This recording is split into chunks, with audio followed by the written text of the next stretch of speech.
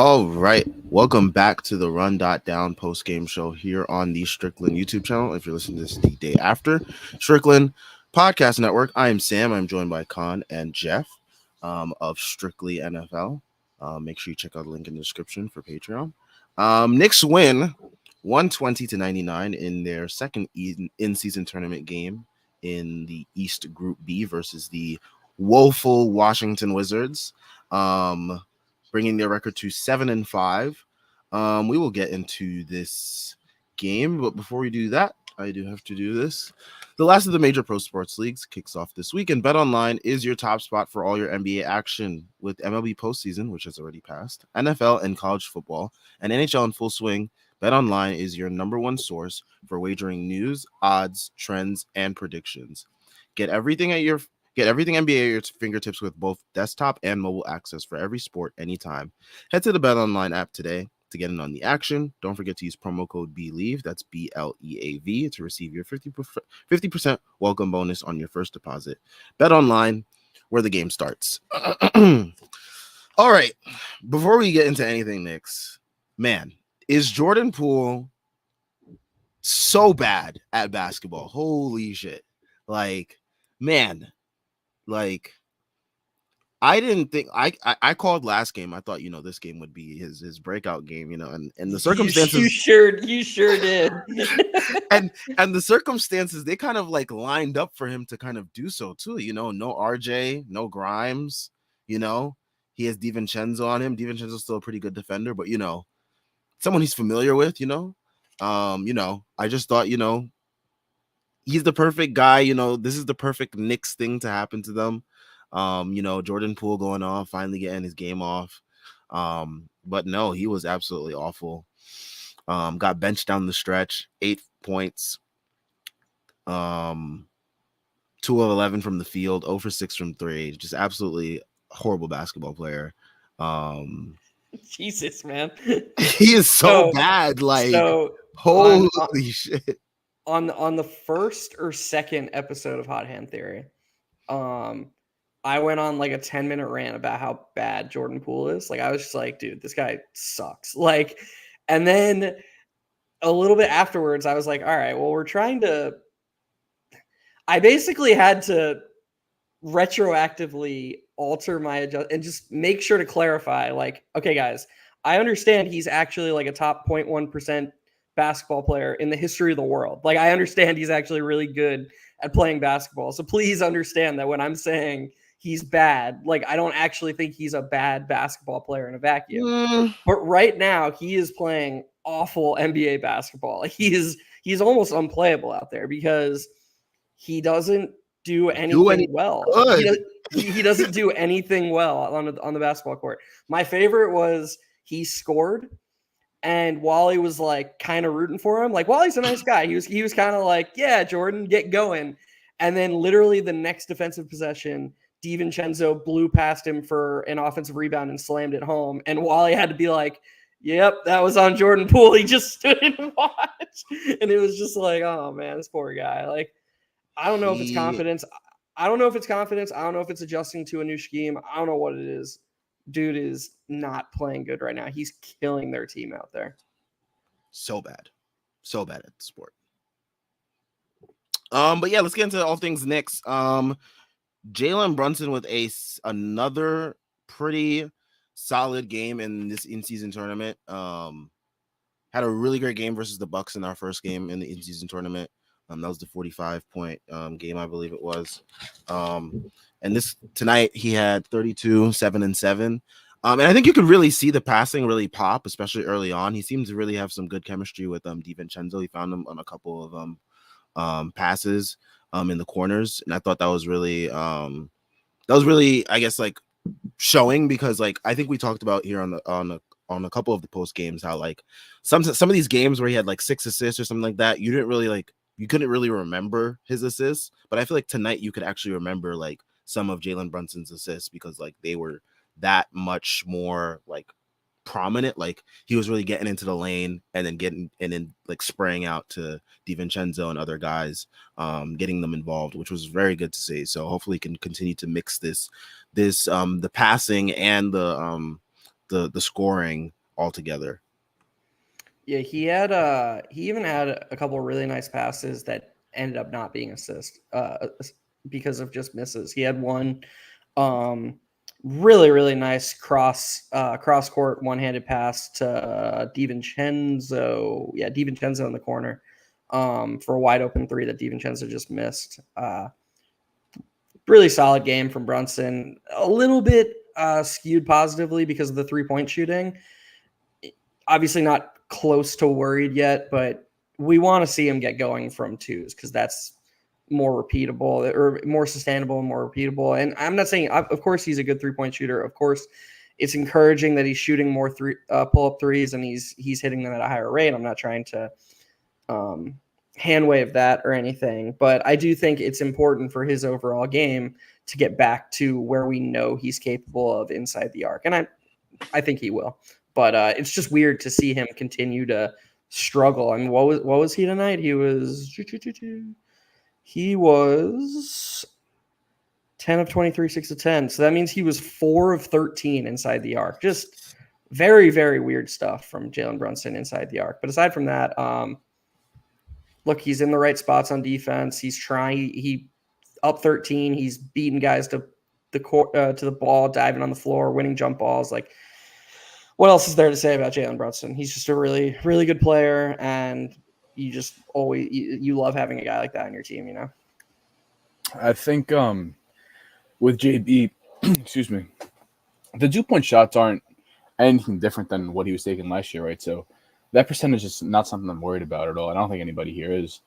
But something to build off of what you said earlier on the day, Jeff, on X, whatever you want to call it.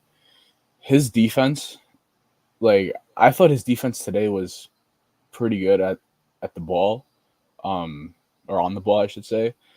I feel like his screen management is a lot better than it was in years prior. That stands out to me, in my opinion. What do you guys think about that? His like navigating screens defensively. Yeah. Yeah. I think that and then what he's doing on the weak side off the ball is like you always see when Quickly's on the court, you always see these drives by people Quickly isn't guarding get stopped and the momentum of the possession stop because Quickly stunts and recovers. Brunson is now doing that. And to have multiple guards who are, and RJ was doing it before he got hurt, like it's really, they're really putting an emphasis on it. And it's kind of cool to see because for a couple of years, it was really only Quickly and then a little bit of Josh Hart doing that. And, you know, Brunson has helped Quickly and RJ so much, just helping their craft inside the arc. And I kind of have to believe that they're learning from Quickly here where they're seeing like, oh, this is why your impact's really high. These are things we can control that mitigate, you know, maybe some of our on-ball woes. And I've really, really appreciated what Brunson's done off the ball this season. And I agree with you. I wouldn't say his screen navigation is like good, like it's Brunson, but you know, as Rit Holtz likes to talk about, he draws a number of offensive fouls by falling when he gets screened. And if I was a fan of an opposing team, that would drive me fucking insane every single time. But he's on our team, so we get to root for it. And then, yeah, he's getting around him a little bit better. I would agree there. I think the main defensive takeaway from Brunson this season has been what he's done off the ball.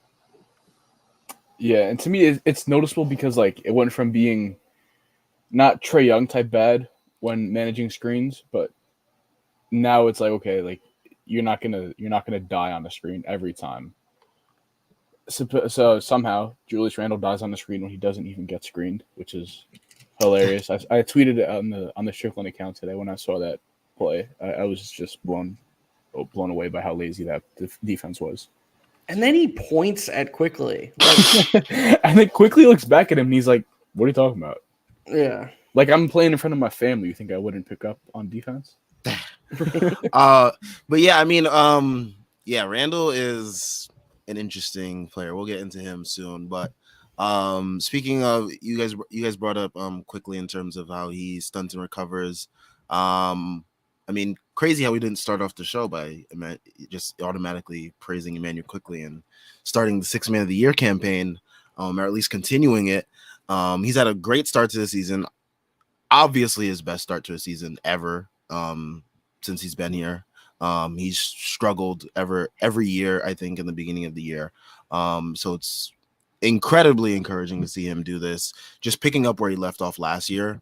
It's just great to see that momentum carry over from the end of last regular season heading into this season, because I guess there could have been a little bit of worry of like, oh, he struggled in the playoffs. Will he struggle to start the beginning of the year?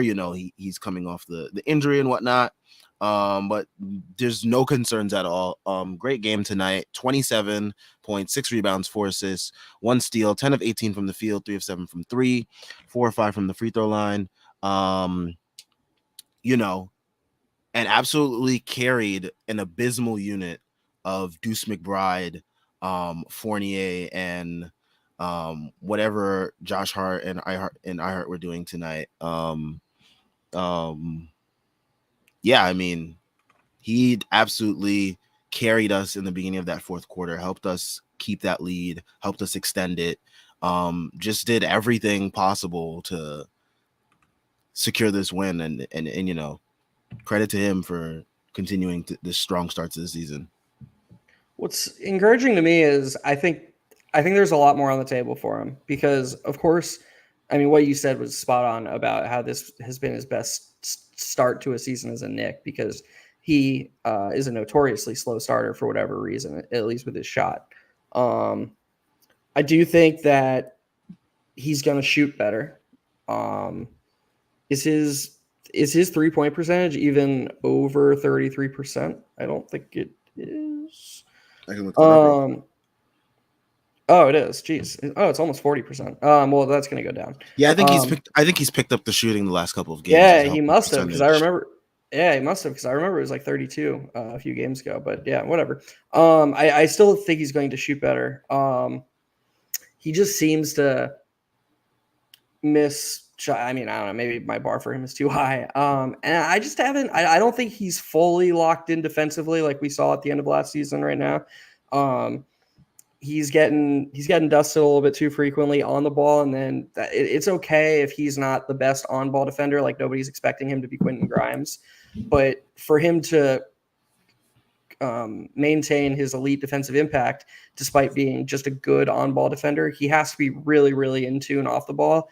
And he's been great off the ball, but he hasn't been like, guard Draymond Green great so far this season. I've noticed he got being beat the free back. safety that Right, exactly. He got beat back door tonight. There are just a few more lapses than you expect. But he's clearly improved again, and I think I actually think, as good as this start's been, he's gonna keep getting better, which should be really encouraging for us Knicks fans. What was funny to me, Jeff, was you said, "I'm surprised that he's been missing," and I'm like, "Oh, you don't want him to miss ever." It's not passable for Quick to miss ever. But nah, I get what you're saying. Yeah, my bar is definitely too high for him. I mean, I just think he's really good. I just think he's really good, and I think that he, I think he should play like he's really good all the time. So yeah, it's probably unrealistic, but I mean, the shots that he's making, he in the fourth quarter, the game was kind of put away, I guess, but he hit that kind of baseline fader with a hand in his face, and I was just like, Quick, man, like, you can get that shot really whenever you have to, and clearly he can make it. I mean, he's made that shot. How many times have we seen him do that? Especially when he comes off of a screen, it kind of does that pump fake into the turnaround, into the fade from the elbow. So it's just, the way he scores, the fluidity that he has inside the arc now is just beyond anything I ever thought he'd have, and it's only year 4, so it's a wonderful development. I think a lot of his misses that like we've seen too this year are like, I know as of recently he's missed a lot of shots at the rim and stuff like that.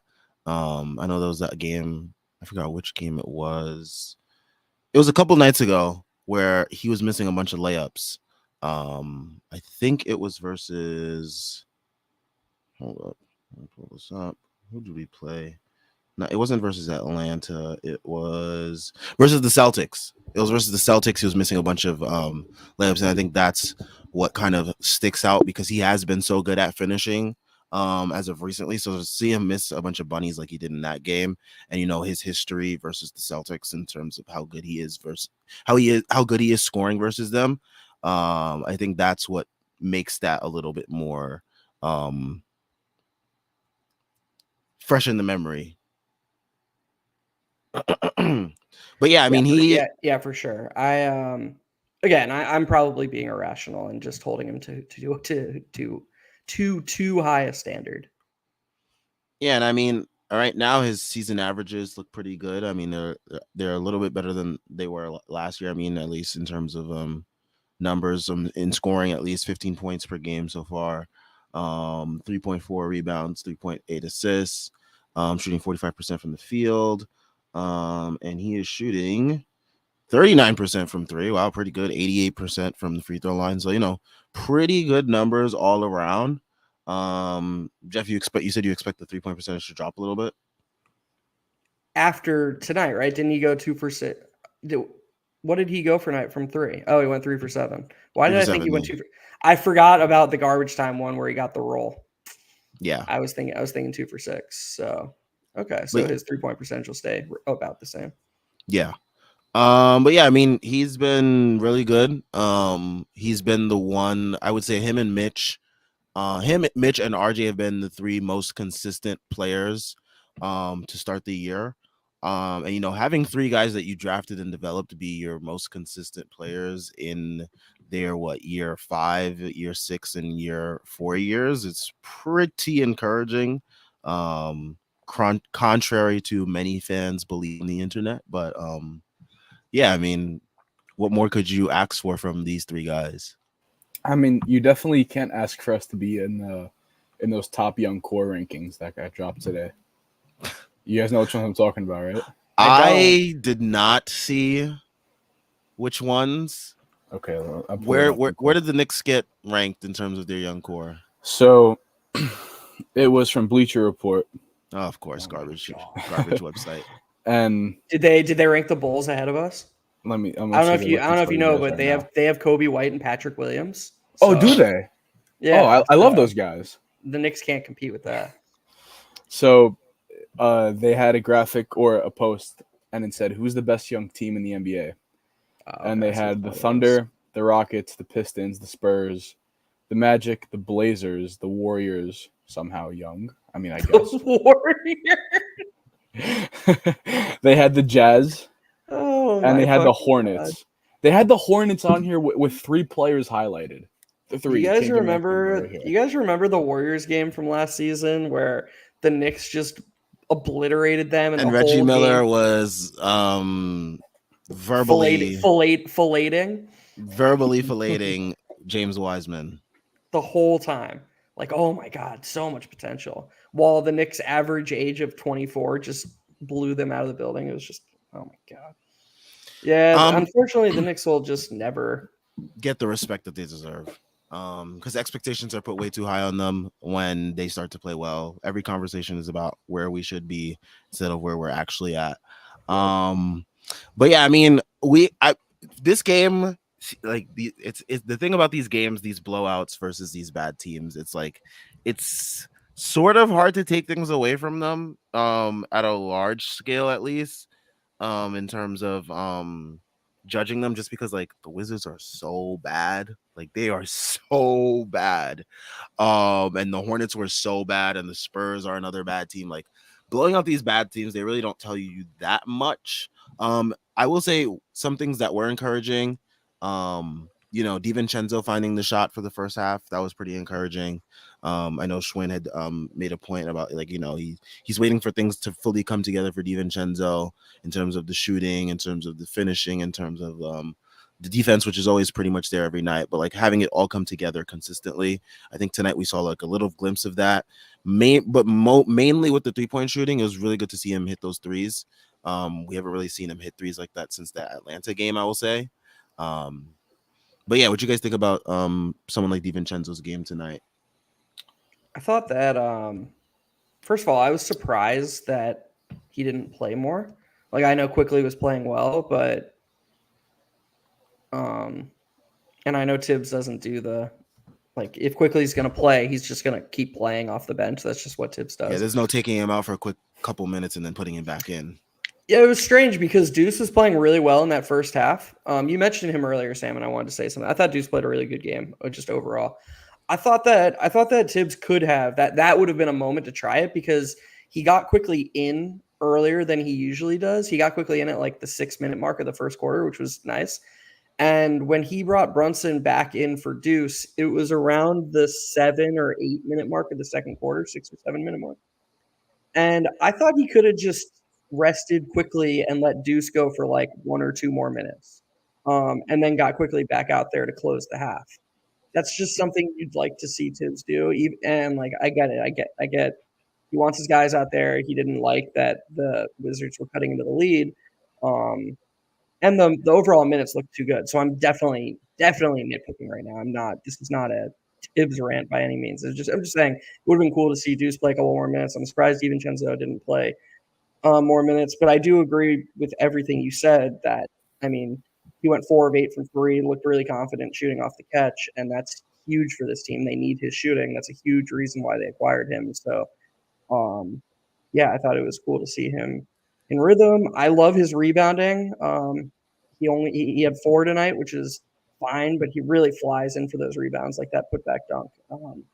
Quickly did a really good job of that too. He got a couple of rebounds that were just him in the paint with the other bigs, just like rising above the trees. I love that our guards can do that. Hart and DiVincenzo and Quickly. I love that we have rebounding guards because I think it makes Tibbs more comfortable with this small bench lineup, and I think they need to keep committing to rebounding. What did you think, Con? Yeah, that's a great point. I think, even, RJ, who's not really a guard, but he is a wing who they sometimes do play at the 4. I think his improvement as well on the boards. I think his rebound averages are down, but the way that he attacks the boards has kind of been a little bit of an improvement, in my opinion, throughout the season. I know he didn't play it today or the last couple of games, but just generally. And then Dante, man, like, part of me wants to say that Dante in the starting lineup just seems smoother than with Grimes in there, but I also know that RJ was out tonight, so there's a little bit more ball to go around than if RJ was the 3 and Hart was off the bench, right? So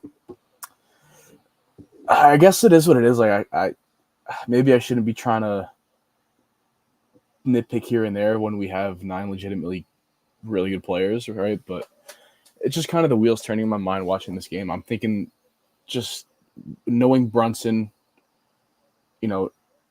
just having that chemistry with him from college, I think it's easier for Dante to kind of put his stamp on the game without getting in the way of everybody else. Like, I think it just comes more natural to him, especially because he has more time in the league than Grimes. And then with Grimes coming off the bench, maybe he gets more ball in his hand because of Quick being there and not really having anybody besides Quick to handle the ball. So, like you said, with your Tibbs point, this is not a Tibbs rant, not a nobody rant. It's just trying to see maybe if there's like a better fit for Grimes to kind of get rolling. Yeah, I could see that. I could definitely see Grimes playing a little bit more at the bench, and the numbers historically are really good. I do think that Tibbs probably respects DiVincenzo as an initiator a bit more than Grimes, and I think he likes having a little bit more ball handling with that bench unit. Otherwise, he'd be very, very reliant on Quickly and RJ. But I do think that it could be good for Grimes to spend a little bit more time with that unit. So we'll see how that goes going forward. We'll also see how long he's out for. Yeah, that's fair. And then just generally to talk about DiVincenzo, like, is there a chance that like Leon Rose did it again with this contract? Like, this guy's getting $12 million a year, and he's very obviously like a starter level player if you really had to have him as a starter. Like, he's probably the second best player on the Wizards tonight if he was there. Maybe third. Who is the best? I don't even know. I don't even know. Yeah, that's fair. I mean, I had Kuzma there just out of like respect for the season he had last year, but yeah. Okay. I mean, Kuzma had 19 points on 21 shots and had the worst plus minus on the team. I don't know. I thought DiVincenzo was probably better than him tonight, but Man, that is a good question. Who is the best player on the Wizards? Gallo, Bilal Coulibaly. Coulibaly's Bilal sick. Coulibaly. Man, He's so good. What an odd team. I saw before the year that like some people thought they could be like a dark horse playing team, and I was like, okay. Dude, you know with 100% certainty, those Jordan Poole, that like some NSA agent out there has a copy of Jordan Poole and Kyle Kuzma's text history from the offseason. They were going crazy this offseason. Like, bro, new Shaq and Kobe, they were talking all sorts of shit about what they were gonna do. Oh man, it's about to be scary hours up in here with us playing together. Man, putting two delusional basketball players who have already won rings together is insane. Like basketball, like team making. Like you need to be put in a psychiatric ward for thinking like there was some type of thing that would work between like there's something about those type of players, like young guys that have already got their rings, already made their money. Like they have no motivation to play actual good basketball. Like they can do whatever they want on the court, and like they know that they're set. Like they got their ring, they got their bread. What else is there to play for? And they're both delusional is just so strong. They are delusional. They think they're really good basketball players, and they're not. And they're both cringe. Like they're both really cringe. Very. I mean, they're also very young too, so I think that's like part of it. I'm saying this as if I'm like 45 or something, but I'm saying, bro. I forgot how old you are, but like I'm 24. Exactly, you're 24. I'm 22. These guys are like Kuzma's like what, 26? Fuck you both, and I'm already hungover. Like I'm already hungover as shit. Let's not talk about how old we are now. Oh man, but yeah, I mean, the Wizards, they're obviously going to be in the running for a top 3, top 5 pick at this point in the year. But it was just refreshing to see the Knicks take care of business. It was annoying how close this game was for the majority of the game. Like we should Sam spend a minute talking, like reinforcing what Khan said like 5 minutes ago about Leon Rose. Like Johnny Davis didn't play tonight. Those decisions kill your team. And this Wizards team is the league's poster child for the inverse of what Leon Rose is doing. They're missing on them every and the pick. Hornets. Yeah, they're missing on all these picks. Their free agent signings are terrible. Their coach doesn't instill any culture. Like every single thing that Leon Rose has done since he's gotten here, the Wizards have basically treated him like he's George Costanza and done the opposite, except he's not George Costanza. He's a really successful general manager, and they should be trying to embody what the Knicks have done. As crazy as that's going to sound to other fan bases, the Wizards are what people think the Knicks are. This is just complete dysfunction and a super poorly run team. And I think, it should amplify what Khan was saying, that Leon Rose deserves a ton of credit for the signings, the draft picks, the culture, the head coach, just everything meshing together. It's a really good time to be a Knicks fan. Yeah, I mean, the Wizards kind of remind me of where we were. Not, I guess, like contract wise, because Kuzma and Jordan Poole's contracts are absolutely insane for the type of players that they are right now. But like currently where they stand, I guess, we're like with their team. It reminds me of where the Knicks were before Leon got there.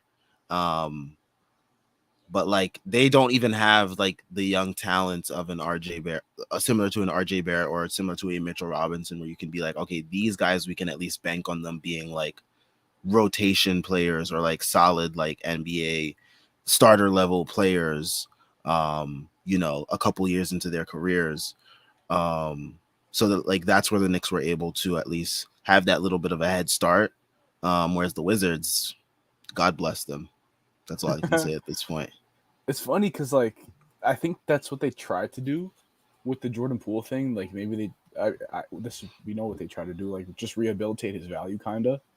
And see like if you get him out of Golden State, maybe he shows more as a creator and whatnot. But like that's obviously going nowhere fast, and it's only going to sink them more now because they played that high risk, high reward game, and now their books are fucked for like what 3 more years after this one. So pretty much. I do think they did well with the Denny pick and the Koulibaly pick. I actually do really like Koulibaly. But he's 18. Like, I don't know how much he's helping you this year. Like, he's off to a nice start, but he is also shooting 45% from three, which nobody expected. So yeah, I mean, I think that I don't think it's completely, dead in the water. I just think that a franchise like the Wizards really amplifies how well what the Knicks are doing is. guys, D'Angelo Russell heard the trade noise. He's 2 for 2 to start this game.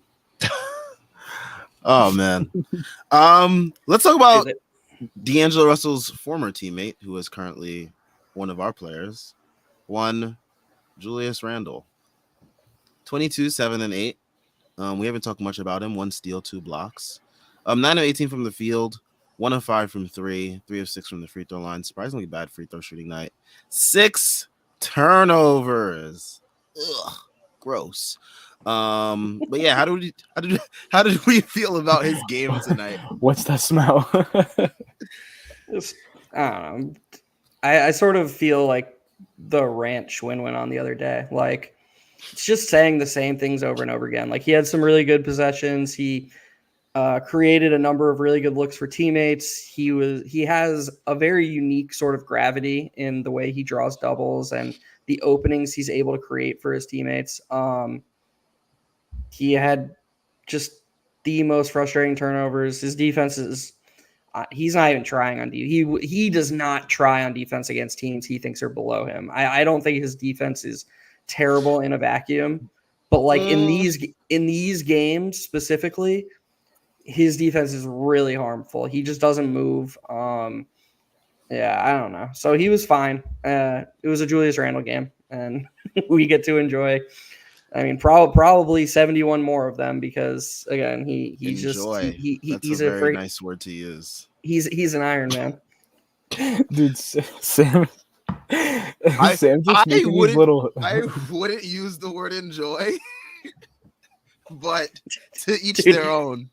Dude, Sam has got to be like NBA fans' #1 hater. He got on here, he starts the welcome thing, and he's 13 seconds into the welcome, and he's like, "Can we just talk about how terrible Jordan Poole is? Can we just do that?" Like, he's so bad though. Like, you can't ignore how bad someone like that is. But yeah, going back to Julius Randle, man, we've been doing this post game for what now? This is the 3rd straight year. Like, we started halfway through the 21-22 year, that wonderful year, that also wonderful year. But yeah, I mean, I feel like I've been repeating myself in terms of Julius Randle. I don't even have any new jokes to make about him anymore. Like, it's just what it is at this point. And you kind of see like these games against like the Wizards and the Hornets, like where he's trying to do like this bully ball stuff, you really see how ugly it is versus really good teams. And we saw that versus the Celtics. And we'll continue to see it against other good teams because like they're prepped for this. They have the bodies to handle that nonsense that he tries to do, and they're able to force the turnovers that they're able to capitalize on better than teams like the Wizards and the Hornets and, whoever else does. But I keep seeing all these posts about 25 points per game in his last 5 games. He's back. All NBA Randle is back. It's like, let's relax, people. Let's relax. We played the Harden Clippers, who are absolute dog shit. We played the Spurs. We played who else did we play? We played the Hornets. Like, guys, this is what I talk about when we play against these bad teams. What are we there to take away from those games? We're not taking away that Julius Randle's all NBA. I want to see this against like top level teams like he did last year before I'm saying, all NBA Randle is back. There's encouraging stuff there, but there's also a lot of shit. Simple as that. Yeah, I mean, look, if you think he's as good as people seem to think he is, the bar needs to be higher. I don't get it. It's a weird hypocrisy to me. I don't get how somebody can be a quote unquote Randall stan and then watch tonight's game and be like, yeah, he's back. Like, this is back. This is it. Because if this is it, I don't think he's as good as they think he is. Because I just didn't think this was a good performance. I didn't think, and to be fair, I didn't think Mitch played a good game. I thought this was Mitch's first, like, pretty uninspired. Yeah, his first Met game of the season. Like, he opened that third quarter weird. Yeah, I mean, you said hook shots over him. I thought like he should have easily been able to get those or at least contest them a little bit better. Like, yeah, you said what you said about Josh Hart. I completely agree with you. Like, I didn't think really anybody. I didn't love what Brunson did until the fourth, or until the third and the fourth. And like that sounds silly. Brunson with 32-7 and 32-7 or whatever. Like, of course, he played a really good overall game. I'm just saying that Randall wasn't the only one who kind of mailed it in against a really bad team.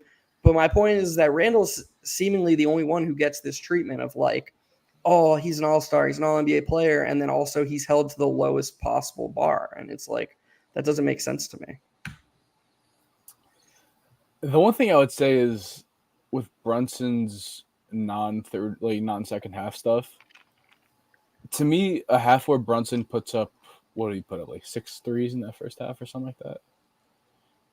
To me, I mean, obviously there's a lot more that goes into it, but you want him to get up 3-pointers. Like, that's some of the most efficient offense the Knicks have. And so was he Brunson-like for that first half? Like, no. But I also don't think that first half is detrimental to the point of where, like, when Julius is missing.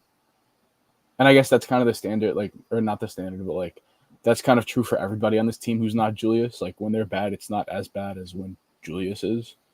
But yeah, I mean, I don't know. I was just cool with Brunson's game because he shot threes, and that's like the biggest area that we can kind of use to propel us into that next tier, right? We talk about that a lot. Yeah, I completely agree with you. Yeah, for sure. I mean, Knicks shot 42% from 3 tonight, 16 of 38. That's pretty good. It kind of goes back to like at least those first 4 games of the year where we were shooting pretty well. And then we kind of went on a downturn. It's good to see the team start to get an uptick in that percentage. I wonder where we are on the year in terms of 3-point shooting. Let me see if I can look that up real quick. But Walcott Frazier says Julius had this possession that encapsulates his whole offense. He did 2 jabs, dribble, step back, brick. Knicks got the O board. Brunson immediately fires to Julius, who bullies it inside for 2. I mean, and that's not and like that is not sustainable. Like, yeah, sure, against the bad teams, that's okay offense. But against the good teams, they'll make you pay. They'll make you pay for that. Like most of the time you'll get the offensive award, but like, man, there were some possessions where like Julius is taking it up on like 2 or 3 guys, and it's just like, dude, kick it out. Like there's shooters open, right? And it's just like it's just the same thing we talk about all the time. It's the overall processing. Like, how many swings did he miss tonight that mitigated the advantage that was created and made the possession a lot harder than it had to be? There were multiple times where Brunson or somebody else penetrated, and it swings around and the ball hits Randall's hands, and the one pass away, the guy right to his left or right is wide open. Like, that's what the play is designed to do. It's designed to. And we've seen, it's not a Randall versus Obi thing. That ship has sailed. But like, you see Obi make that swing every single time. Bring it back. And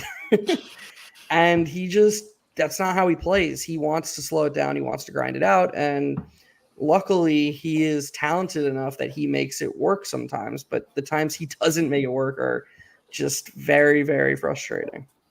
There was this one tweet from someone that I am mutuals with. He said the one thing Randall's particularly good at is seeing the cross-court pass to the corner when a cutter forces the defense to collapse. And there was this one play to Emmanuel quickly that I believe was the dagger, I want to say, or at least one of those like late shots that he hit in the game that that Randall is really good at, and he's consistently been good at for the last couple of years. It's just a matter of like, how many times is he able to capitalize on it, and how many times is defense going to be able to read that, especially if there's like no counters or anything like that to it. So, yeah, I mean, and this is the thing though, Sam, is like, and this is why it's such a frustrating conversation, because I don't think we'd be analyzing his game this way if we thought he was a bad player. I don't want to put words in your mouth. I know you're not his biggest fan, but I do think that we both think that Julius Randle at his best is a really good basketball player. And so it's just a frustrating conversation to have because they're like, oh, like you're an idiot. You think Randle stinks. And it's like, no, actually, I don't. I think he can be a really good, helpful player, and he gets in his own way sometimes. And that's why the conversation is had this way. The best Randle play of the night to me was, I forgot if it was the second and third quarter, but he had a play in the far corner, and then quick flash to the middle. He hit quick swinged it to Dante on the total opposite side, and then he hit that three just from like kind of the elbow extended, and I was like, dude, that's all there is to it. That's all there is to it. Like, and I tweeted, I wanted to give him that credit. Like, obviously, Julius not looking at the Strickland tweets, whatever. But Kendra might. I didn't want to say that, but respect. It's out there. She is very active on social media, so she is. I hope she sees that and she sees the appreciation we have for Julius. Then she won't see any appreciation from me, but well, we're hoping she doesn't watch what you say about him on these Run.downs. But I mean, the hockey assist, man, like it's so imperative because when you get the double, right? How often do we see when we double guys or when we really sag off that weak corner? It's not the first pass that kills us. We see that every time we play a good team. And if Randle can just make that decision and let the guy who he gets it to make that, that decision, put it up, drive, kick it out again, or keep swinging it, like that is your recipe to beating these good teams that are going to really make you work on offense with multiple passes, multiple drives, multiple kicks to beat them in the playoffs. And then with Randle versus these good teams, I don't know if he doesn't trust his teammates or he thinks that he's just that good that he doesn't need to, because there is this like thing where Randle gets into these. I mean, we saw it with the mic'd up thing versus KD. Like he thinks he's on these guys' levels. Like please don't reference that video. He doesn't have the level of self-awareness that we wish he had. But yeah, I mean, I think he's got to trust his teammates better in terms of getting those hockey assists, but I don't know if it's trusting or I don't know if I think he just really thinks he's like that, and that's a shame because that video was so funny because like there was a point in there when we were like down 15, KD makes a three and then Randle makes a three and he's like right back at you, and I'm no like, self-awareness. I'm like, dude, he's smoking us. Come on. But yeah. I mean, yeah. Also, I just want to put this up for Neo Schmidt. He had 2 blocks today, so that streak is over. Oh, he had no blocks before today? I don't think so. Well, if you want to get your numbers up, play the Wizards. Yep. Given this is there's really not much to talk about this Wizards game. That like Tay 212 just said that Wizards team is terrible. Kevin Knox tonight. Let's give a shout out to Kevin Knox. 31 minutes plus 15. He started for the Pistons. Good for him. Good for him taking advantage of his third opportunity. How many points did he have? I know he had like 18 or something like a couple nights ago. He had 11, he had a double-double. 11 points on 5 of 10 shooting, 10 rebounds, an assist, 2 steals, and a block. Man, does everyone just bully the Cavs? Like I just see like 3 guys here have 10 rebounds in the starting line on the Pistons. Yeah, I mean, Evan Mobley and Jared Allen aren't really moving people, literally. I mean, that's hilarious. The Pistons had 51 boards, and the Cavs had 39, and they got a total of 67 minutes from Mobley and Allen. Man, they had 18 offensive rebounds to the Cavs 7. Dude, the Cavs, they got 2 big guys, and like for what? They're softies, man. They're softies. Jordan Bubb just asked the question about RJ. Do you guys expect either of RJ or Grimes to play tomorrow? Man, I don't know. I don't know what's going on with RJ's migraine. I don't know if he needs to like get like a surgery for his brain or something at this point because like He might man, a need migraine. ivermectin. He might have what? He might need ivermectin from Aaron Rodgers. Uh, oh man. But yeah, I mean, like this migraine has been going on for like what, a week now or something. Like I don't know. Like it's versus the Hornets. Do we need him to play? I Dude, mean, I'm I just know they gonna just got Google. Miles Bridges back, but I'm just gonna Google yeah. how long a migraine, or the longest a migraine can last, because like this is getting ridiculous. Ridiculous. I think I believe I've had a migraine when I was younger, and I remember just having like an excruciating like headache. But like for it to go on this long, I don't know. But yeah, I don't know if we necessarily need RJ. But it'll be encouraging to see him back on the court, at least to, you know, get himself in rhythm. I think the Hornets are a perfect team to get in rhythm versus. So, you know, if you want to like ease him back into the flow of things as he's recovering from this migraine, I think the Hornets are the perfect team. In terms of Grimes, maybe not. His injury is a little bit more fresh. Sprained wrist might be a couple more days at least. But yeah, I think RJ, if you want to get him right, or at least start to ease him into things, the Hornets are the perfect team. Even though they just got Miles Bridges back, I don't really think they're that much of a threat. Like it's literally just LaMelo and Miles Bridges, and we already know how Mitch can handle the bigs in Charlotte. So yeah, I don't know. Are we going to be Miles' first game back, or did he like come back? He played tonight already versus Tonight? the Bucks. He had like 17, I want to say, off the bench. Man, they got obliterated. Yeah, wrecked. Dame is finally starting to come into his own in Milwaukee, so there's that, and Malik Beasley. I'm so mad we didn't beat the Bucks in that first in season. We easily could have beat them if Randall plays like 5% better than he did. And if the Knicks just have any semblance of shooting luck, like yeah, they had like Marjon Beauchamp and Jay Crowder go absolutely nuts versus us, which is stupid because Beauchamp can hit free throws and Jay Crowder just got hurt. Giannis went 3 of 3 from the 3-point line. Yeah, that was nuts.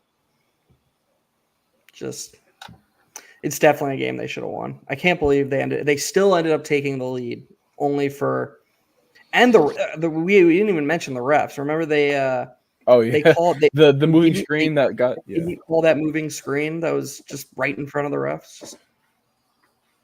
Yeah, man. But to answer that question, I do think RJ plays. I thought RJ was going to play today because they said he walked in the arena with a smile, whatever that meant. And wasn't he he was upgraded to game time decision, so he might play tomorrow. Cool. They probably didn't.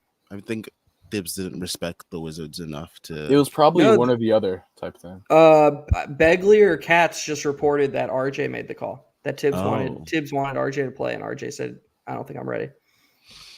So RJ doesn't respect the Wizards. Ooh. Nice. What if RJ doesn't respect Tibbs? I don't. At this point, I think we can say whatever we want about Tibbs on here. You know, we can nitpick, we can be frustrated with certain aspects of it, but I do firmly believe that everybody on the Knicks is, at least in the Knicks rotation, is united on the Tibbs train. I think they all would go to war for that guy, which is a really good quality to have, obviously. One Evan Fournier made his season debut, who is not in the rotation and is not fond of Tibbs. His minutes were interesting. Let's never see him on the court again. Dude, he's my dad watched. I watched the game with my dad. He came over to my place and he kept saying, "What's the point of him being out there if he can't make shots?" And I was like, "Yeah, there's no point to him. Maybe you got it. You're answering the question." Stinks because I still believe the Knicks had the right idea when they signed him, but he's just cooked. Yeah, I mean that's like honestly that's all there is to it, man. Like that year before we signed him, he was, I'm pretty sure, setting like career highs in all his inside the arc stuff, or somewhere near there. Like I remember seeing Tyrese, coincidentally enough, posted like career highs in free throw rate and stuff like that. So I was like, fuck yeah, I'm all in on this guy. Let's do it. And then about 75% of the way into that first year, it was just like, okay, he's not the guy I thought he was. I mean, So his first year was interesting because he broke the 3-point record. Obviously, he had those amazing games versus the Celtics. But yeah, he was yeah. Let's just not see him on the court again. I don't know what they can get for him, if anything at all, or if any team would even be interested in him at this point. But yeah, he serves literally no purpose in being on the court at all. There's Like, there's another guy. I mean, he ended up playing, well, maybe not with the garbage time minutes at the end, but at least midway through the fourth quarter, he still ended up with 2 more minutes. He played 2 more minutes than Deuce. Like, just flip there. I know Tibbs likes the roles. Sam, you talked about this on the last pregame, and you talked about it on Twitter today. So it's okay to just have Brunson, Deuce, and Quickly out there together. Like, they'll figure it out. I know. Oh, Quickly's not a small forward. Like, he has crazy length and he works his ass off. He can guard Bilal Coulibaly, or like, they're already doing cross matches anyways. And Deuce and Quickly can take Poole and Tyus Jones, and Brunson can guard Coulibaly. There was just no reason for Fournier to get minutes over Deuce in this game when Deuce was playing well and Fournier was offering nothing. I honestly would have rather seen Dylan Windler out there, or whatever his name is. Like, Daquan. I bet we will. Like, I bet tomorrow, if RJ and I think there are not. I think there's a possibility we see Dylan Windler tomorrow if both RJ and Grimes are out again. Because Fournier was awful. He was unplayable. I think Fournier just thinks he's like the Bugatti in the Run.down house meme. Do you know what I'm talking about? Yes. In that garage? Yes. Okay. Like, he thinks that's him, bro. He thinks, like, I'm a 40% 3-point shooter and they're holding me back from being effective and winning ball games. Like, no, dude. Delusional. He should go to the Wizards. Delusional. That totally fits his MO, if that's what his mindset is. But yeah, I mean, I feel like Fournier would have been perfect for the year that before we got him. Like, he would have been better in that year's Knicks, like, as opposed to the year that he joined us. And I consistently feel that we should have kept Alec Burks over him. Like, the fact that we got rid of Alec Burks, who can do so much more with the ball in his hands and is just a better basketball player than Evan Fournier.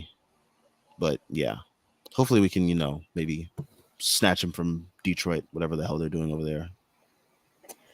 I mean, I would agree, but I don't think we have like an avenue for him to really play. Yeah, we talked about that. We talked about this last post game. I don't see how Alec Burks plays for the Knicks. Well, Thibs loves him, so he'll find a way. Hey, after the star trade, bring him home. Sure, that's fine. But no, Sam, you're right. He will play. But what I'm saying is, I don't see how it's already crowded at the guard spot, and Alec Burks, yes, just sure, force it. It would probably just force Thibs to play smaller, longer. Yeah, but it would also, cap our guys' minutes even more, and we know very Tibbs, true. He's not going to take minutes from Brunson or Randall, and as he shouldn't. I'm not saying he should, but if those minutes are already off the table, then it's like, how is anybody else going to get 25 minutes a game? Yeah. Well, yeah, I spoke about the rules. I like that you brought that up. Just because a lot of people, today on Twitter, they kind of saw DiVincenzo starting. And I guess we're at least shocked or upset. I felt nothing because, as you mentioned, I kind of called it on the last post game. I said that DiVincenzo would start if Grimes is out, just because Thibs has set roles for every single player. So if he sees this guy in this one role, like, no matter how much he'll like play IQ with Brunson at the 2. If someone's out in the starting unit, he rather just start with someone that he sees in that 2 role as opposed to IQ, because he sees IQ as the 1.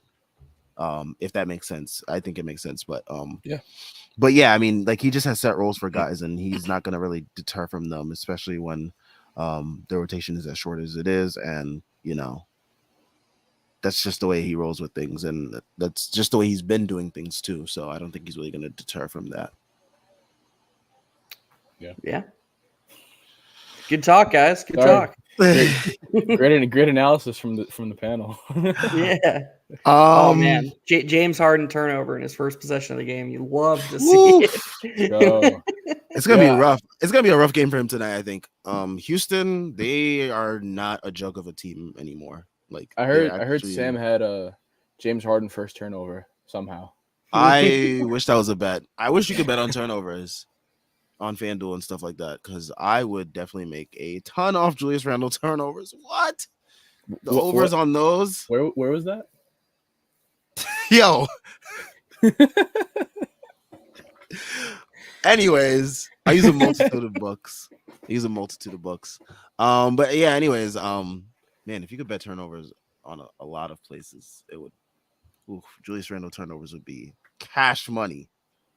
Are you sure you can't bet turnovers on DraftKings? You might be able to. I just don't know if there's like an over-under line set at them. Like, if it's like a 1 or a 2, or But like, man, if you could, like, Julius Randle's turnovers probably be set at like not even point, like 3.5. Yeah, I mean, this is so funny. Fournier, a fucking traffic cone, but that's my guy. if Fournier is your guy at this point in his NBA career, or like he's just his Knicks tenure, man, you are one loyal guy.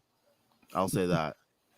Hey, man, Fournier hasn't shown anything to be a fan of him right now, unless you're like French. As someone who remains loyal to another Frenchman, I can. At least he's good at something. He is good at like something. Frank has consistently shown that, like, he can be a key defensive player for you in the playoffs at the very least. Fournier. Yeah, the Mavericks don't beat the Suns without Frank. I can say that for the rest of my life, and it's not a joke. Yeah.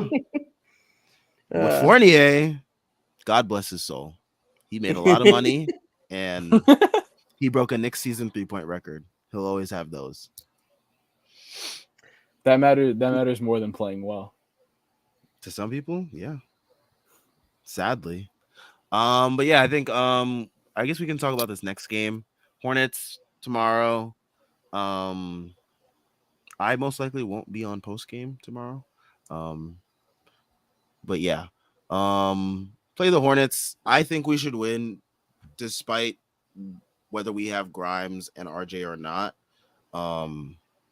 I don't really think that those two should matter that much versus a bad team like the Hornets. Like, I think Julius Randle should be able to bully the Hornets. I think Mitch should be able to have a good bounce back game, as he dominated this matchup before.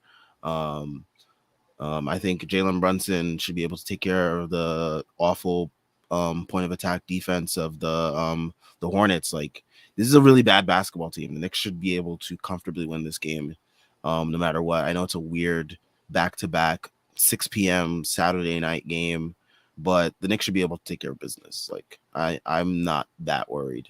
If they lose, but yeah, I think that they should beat the Hornets handily. The Hornets are also coming off a back-to-back against a really good Milwaukee team that just beat the shit out of them. So I don't know if that factors into how well they play tomorrow, but yeah. It would be really encouraging if they beat Charlotte again. Not because beating Charlotte is encouraging, but because I firmly believe that the mark of a really good team is just taking care of business in games you're supposed to. And the Knicks have done that every single all season long, with the exception of losing to the injured Cavs at home. Oh yeah. So yeah, I agree with your analysis, Sam. I think they should be able to get pretty much whatever they want, and I think they'll end up winning pretty comfortably. Yeah, if we don't, I'll be pissed. That's all I got to say. After the Hornets game, who do we have? We have the Timberwolves Monday. Oh, that is a very interesting game, actually. I think they are the number 1 defense in the league. Yep. And Anthony Edwards has been pretty good to start the year. I want to say that's really putting good, it lightly. Yeah. He's like the one. He's like the one FIBA guy that like hasn't struggled really to start the year. I want to say like most of the other FIBA guys have been. Really and Halliburton and struggled. Yeah, him and Halliburton, they've been the 2 best FIBA guys. I know that kills Khan because he absolutely can't stand Halliburton. But yeah, I mean, those 2 have been absolutely lighting it up since FIBA. They've taken that summer FIBA leap as RJ has. But yeah, the rest of that FIBA team, God bless them. They need to work on something. I don't know, but yeah, I think that game is going to be really interesting. And hopefully RJ's back for that game. It would be nice to see RJ match up against Anthony Edwards. See those 2 go at it, maybe. Yeah, especially, I mean, that's always circle the calendar game for RJ after what Edwards said about him a few years ago. Yeah, definitely. So hopefully RJ can, eat a bottle of Tylenol and be good. But yeah, I mean, and then you got Mitch versus Gobert and Cat in the paint. Randall versus his good buddy, Cat, who he's probably fawning for the team to get, bring over. And then you have, Jalen Brunson, who I think should be able to take care of the matchup of Mike Conley. I know Mike Conley's been pretty solid to start this year. But yeah, I just think this is really like a really interesting matchup for the Knicks early in the year against a really good Timberwolves team. So yeah, for sure. As most people probably remember, the Timberwolves are the game that Julius went off in last season. Scored, what did he score, Sam? 56? 57, I believe. 57? Yeah. But that was the Taurean Prince game, and so the Timberwolves ended up scoring 1 million points, and yeah, I don't think this game is going to look like that. I think it'll be more of a defensive grind. I think that the Knicks struggle a little bit when they can't get to the basket. Like, as we've seen, when there's elite rim protectors, they kind of end up stagnating and just resetting possessions over and over again. So I'll be interested to see if Gobert is able to discourage them. And then also, I think Tibbs is going to look to attack power forward Towns when they're on the court together.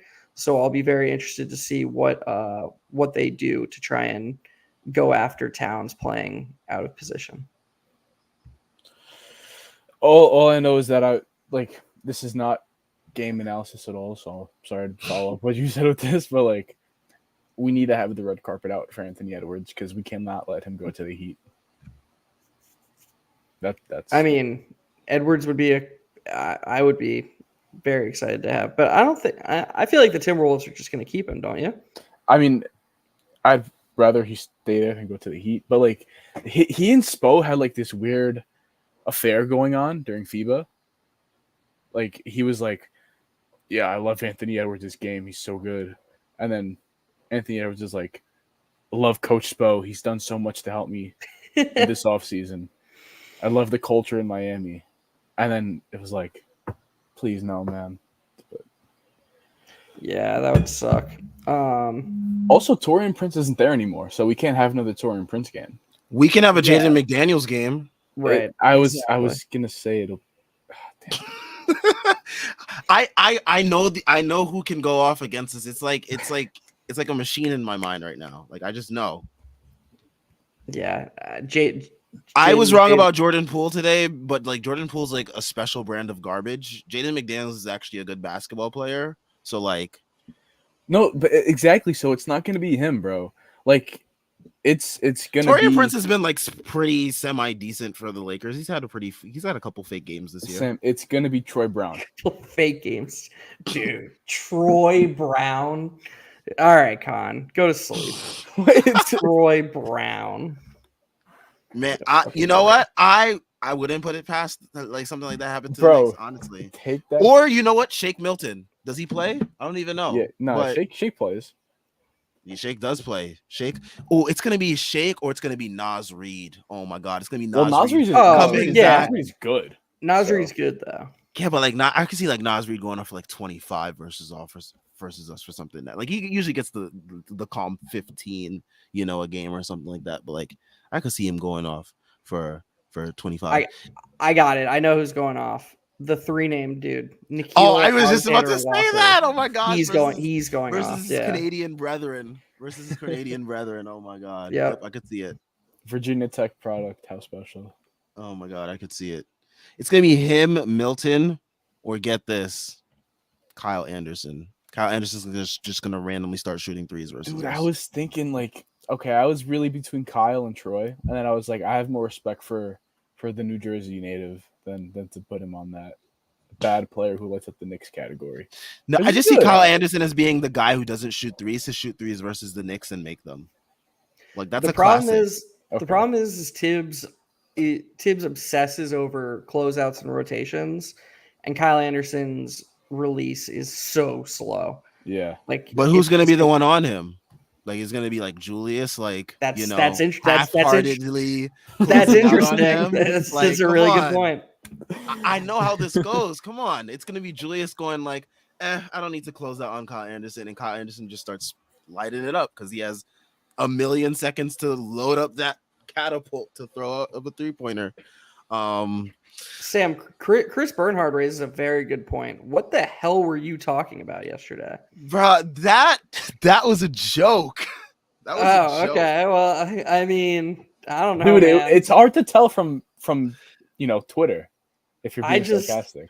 There's things you can joke. There's things you can joke about, and then they're saying Dark Phoenix is a good movie. All right, like that. Nah, Dark Phoenix is like actually terrible. Like I legitimately think that's a bad movie. I haven't seen it in full, but I've seen a good amount of it to know that it's bad. But that was a joke because like the point of that video is that everyone was using that video to say that bad movies were good. But yeah, I just wanted to pick like one of the worst movies possible and say that it was good. And you picked a good one. I did. A good one. I did. Because Dark Phoenix is really bad. Really and bad. hopefully someone can do something well with the X-Men franchise. The Jordan Poole of movies. That's really fucking good. Shout out to Walt Clyde Frazier. Dark Phoenix is the Jordan Poole of movies. Oh man. If you guys are Star Wars fans, I also think The Rise of Skywalker is up there for the Jordan Poole of movies, but I mean, The Rise of Skywalker isn't the worst Star Wars in that trilogy, but it is quite bad. Not a bad take.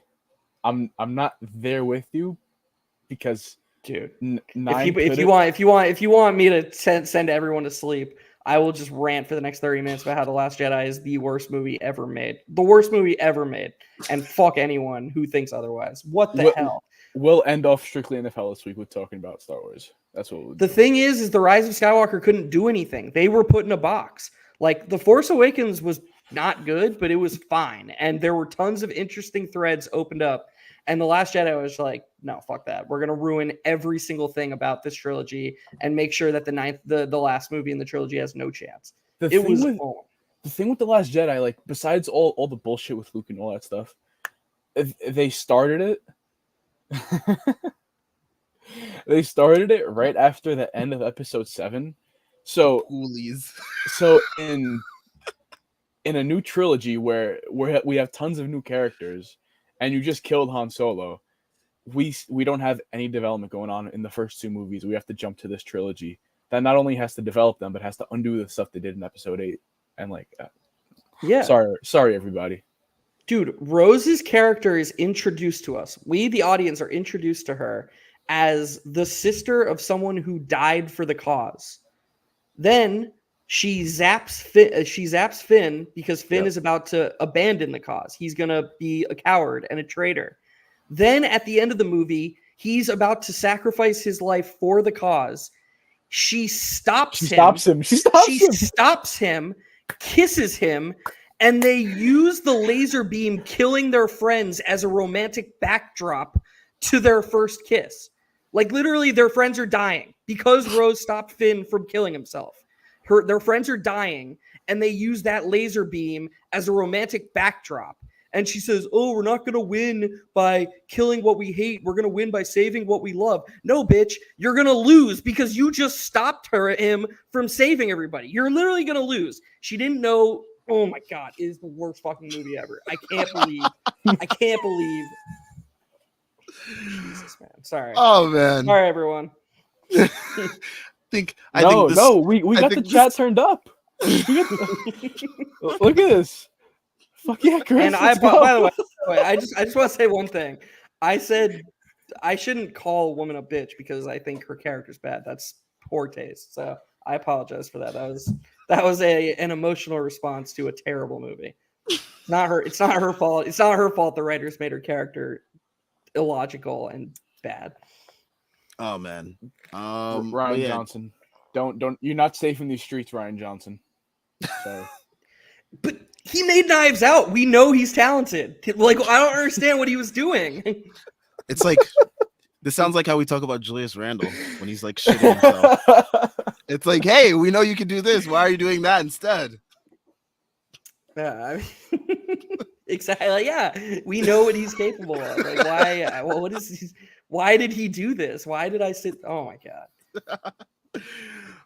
Remember how they introduced a villain in The Force Awakens? No, we'll just kill him. He didn't matter. We'll learn nothing about him. That's cool. See ya. You fools. He meant nothing. Yeah. We're subverting your expectations. Yeah, great movie. Good movie making. We're just going to throw shit at the wall and hope something sticks. God. JL there says, we are so traumatized as fans. No way other fans go through the roster every game and see who's going to torch them. I mean... That's like part of the fun of being a Knicks fan, though. Like, you have to like turn the trauma into like a game, so it's not as traumatizing. You know. And then you place parlays on Bet. Yeah, exactly. And then you profit off the trauma. So, like, is it really trauma? Question mark. That sounds like the definition of trauma: profiting off of bad things that happen to you. Like that is. Yes, that is trauma. I see it as something else. But sure, we can use the T word. If that makes us all feel better. But yeah. So right. I have to say one thing because Chris Bernhard brought it up, and I'm sorry for the nerd talk. Fun fact about Knights of the Old Republic. My younger brother was at one point the one of the top ranked KOTOR players in the entire world. That's some nerdy shit right there. I used to walk into his room and he'd have like his headphones on and all the screens, and I would just like fuck with him. Like, how can you get that good at a game like that? I don't get it. Dude, I wasn't like, I was playing that game when I was like 5, and I would just get so frustrated. Like I would throw my remote at the floor because I was so mad that like, everybody would just kill me. 5-year-old Con was a bitch. Yeah, I was a fucking loser, man. Oh man. All right. I think this is a good place to end things as things are starting to slowly derail. Sorry. No, I think I love when things derail on the post game. That's the magic of this show. But yeah, there will be definitely more Knicks talk. There will be more Star Wars talk. If Jeff wants to go on another rant, after the Hornets beat everybody, or the Hornets get beat by 50 points tomorrow. I won't be on post game. Maybe Khan will be on. Yeah, we'll be discussing the original trilogy tomorrow. Jeff, I think you'll be on as well, right? After you, I have to be on late because I can't watch. I don't watch Hornets games at home, but I should be on at some point, assuming I make it home from whatever restaurant I watch the game at. All right, and Schwinn will. You were going. Damn. My fault. Sorry. And then are you like trolling me right now, or is that like? No, that was very genuine. I'm Because that's like my number one pet peeve about this shit is I'm blacked out from watching Hornets games because they're like, oh, you could just go. It's like, no, I fucking can't. It's 6 hours away. That's insane. League Pass is so ass. Like, how is this a product of the NBA? It's a terrible. It's really bad, and it's like it lags like crazy if you don't have it on TV. And Yeah. I can't wait M- until YouTube TV gets it. Yeah, NBA doing bad. But yeah, I think Schwinn should be on as well. I won't be on, but I will most likely still be watching the game, or at least parts of it. But yeah, I think yeah, make sure you guys leave a like and subscribe. Thank you guys for tuning in as always. Thank you for all the amazing comments. Check out all the links in the description. We got links to the site, Patreon, where you can find Con and Jeff show, Strictly NFL, as well as other shows like Strick and Roll, Schwinn's solo pod. And yeah, you can also get access to, I believe, the Friday version of Pod Strickland on there. So make sure you guys check out the link for that in the description. We got links to the merch. Jeff is wearing a Mellow 3 to the Dome hoodie that I think is still on the site. And you can also get a link to our Twitter. Make sure you guys are following us to get access to all the great Strickland content.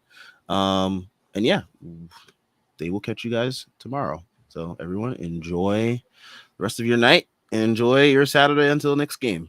Peace.